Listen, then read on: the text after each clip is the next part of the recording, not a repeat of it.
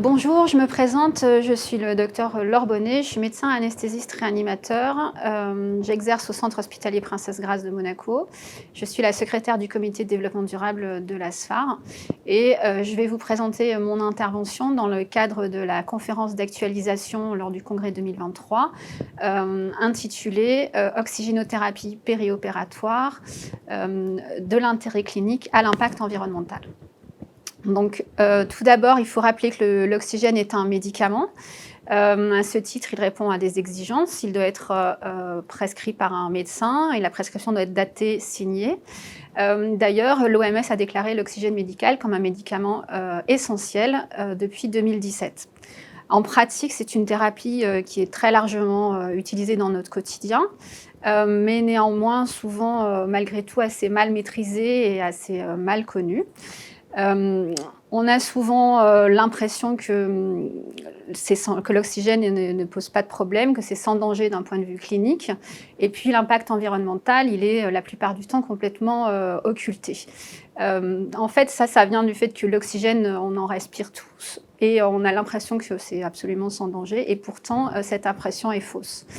En effet, dans cette présentation, tout d'abord, on aborde l'intérêt de l'oxygénothérapie dans la lutte contre l'hypoxie, mais également on aborde les problèmes de l'hyperoxie, ses effets délétères, et également ses effets sur la mortalité des patients des soins critiques.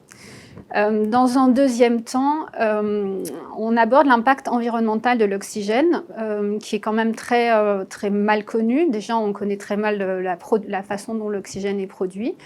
Et puis, le transport, le stockage, tout ça, c'est extrêmement énergivore. Ça consomme également beaucoup de ressources et beaucoup d'eau. Et finalement, c'est paradoxal parce que c'est un petit peu comme l'eau du robinet. Quand vous ouvrez le robinet, finalement, l'eau coule. On ne sait pas très bien d'où vient cette eau. C'est tout à fait naturel. L'oxygène, c'est un petit peu pareil. Mais derrière tout ça, il y a des enjeux environnementaux très importants. L'oxygène médical et son impact environnemental, c'est assez peu étudié dans la littérature médicale, malheureusement à ce jour, mais quelques études un petit peu clés sont abordées dans ce topo.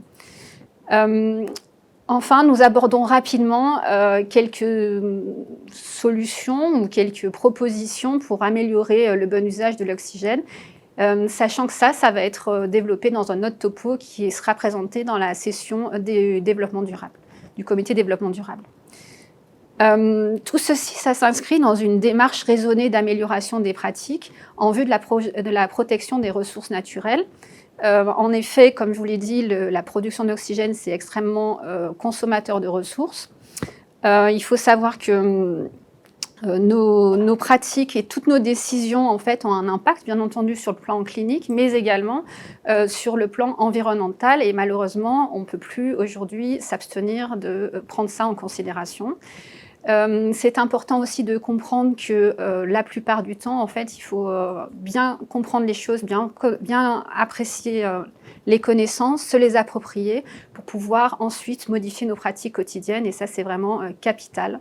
Et c'est un enjeu aussi de santé publique. Et là, on rejoint le concept de santé environnementale.